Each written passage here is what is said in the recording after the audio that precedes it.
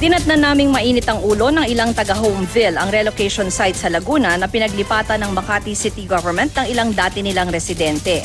Pinapipirma raw sila sa blankong papel. Pinapirma na sinabi na 3, yung cash for work, ilan sinabi doon na cash for work, meeting at saka stress mail. Hindi ako pumirma. Bakit hindi pumirma? Hindi naman ako nakakuha, hindi ko rin pinirma dahil wala naman pangalan. Ipinaliwanag sa amin yung sulat na ganito ang gagawin natin, hindi naman tayo pinabayaan, na mayroon naman talagang binigay na lupa.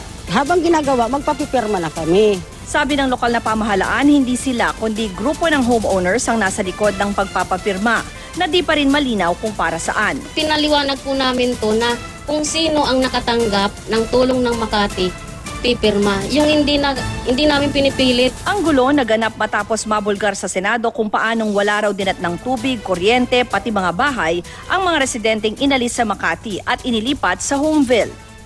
Ang dapat daw sisihin, sabi ng kampo ng mga Binay kahapon, ang kontraktor ng Makati Homeville na Twin Leaf Group Incorporated. Pag-aari daw ni dating Makati Vice Mayor Ernesto Mercado na whistleblower laban sa mga Binay.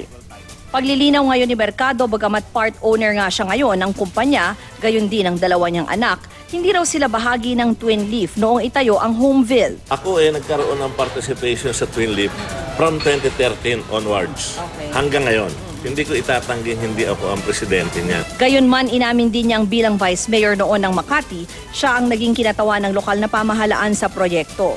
Siya pa nga raw ang nag-ayos ng mga permit para rito.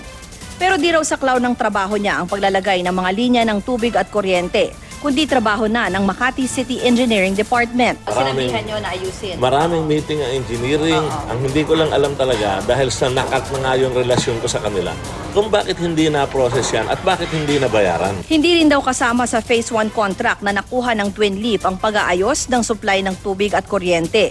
Ayon naman sa isang opisyal nito.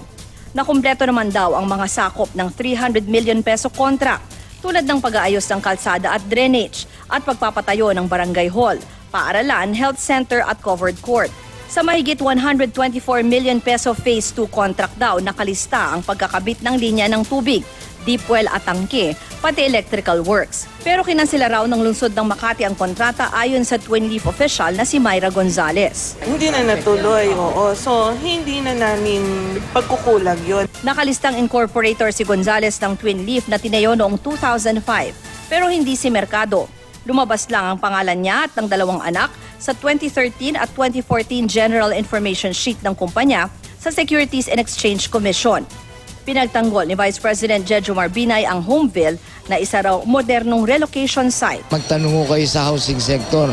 Modelo ko kami na naglilikas at naglilipat ng taga Makati. Mga yun, kasamaan ho nila sa paninira ho sa Makati yun. Pero hindi ko yun ang kabuuan ng istorya. Yun ho, gawa-gawang istorya lang nun. Ako, si Ruth Cabal, ang inyong saksi.